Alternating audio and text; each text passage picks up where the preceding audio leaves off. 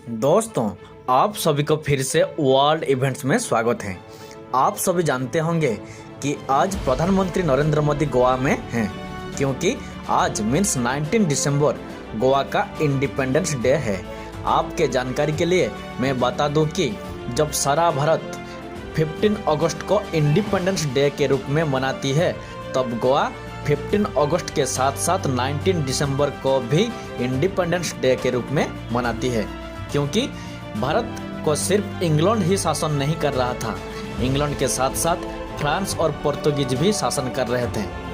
हम 15 अगस्त के दिन इंडिपेंडेंस डे सेलिब्रेशन करते हैं, क्योंकि 15 अगस्त 1947 से भारत में इंग्लैंड शासन का अंत हुआ था। 1947 के बाद भी फ्रांस भारत की ईस्ट कोस्ट में पुडुचेरी, कराईकल और यानुन में, और वेस्ट कोस्ट में माहे में और बंगाल की चंदन नगर में शासन कर रहे थे, और पुर्तगाल दादरा नगर हवेली, डामन एंड दीव एंड गोवा में शासन कर रहे थे।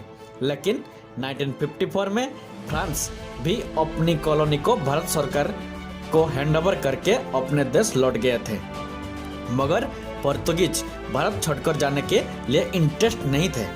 दादरा नगर हवेली ये दोनों लैंडलॉक एरिया है, ये दोनों की सीमाएं सी कोस्ट के साथ मिलती नहीं है, और इसी अवसर की फायदा उठाते हुए भारत ने इस दोनों एरिया दादरा और नगर हवेली के साथ टोटली कम्युनिकेशन और ट्रांसपोर्ट बंद कर दिया था, जिसके लिए पुर्तगाल को 1952 में दादरा एंड नगर हवेली को भारत को सौंपना पड़ा।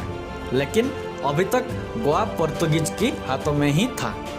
आखिर में तत्कालीन भारत के प्रधानमंत्री जवाहरलाल नेहरू 1961 में इंडियन आर्म फोर्स को युद्ध के लिए परमिशन दी थी, और इस युद्ध के नाम था ऑपरेशन विजय। 36 आवर के अंदर 19 दिसंबर 1961 को पुर्तगाल प्राइम मिनिस्टर सरेंडर किया था, और गोवा भारत का अभिन्न अंग बन गया था। गोवा इसलिए 19 दिसंबर को इंडिपेंडेंस डे सेलिब्रेशन करता है। अब 19 दिसंबर 21 गोवा इंडिपेंडेंस की अमृत महोत्सव है, लेकिन पुर्तगाल इस युद्ध को अमान्य कहकर इस मैटर को यूनाइटेड नेशन तक ले गया था।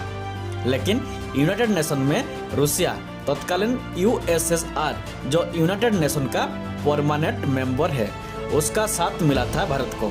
सिर्फ गोवा लिबरेशन में ही नहीं, 1971 में भारत के लिए रूसिया सारी दुनिया के साथ युद्ध करने वाला था।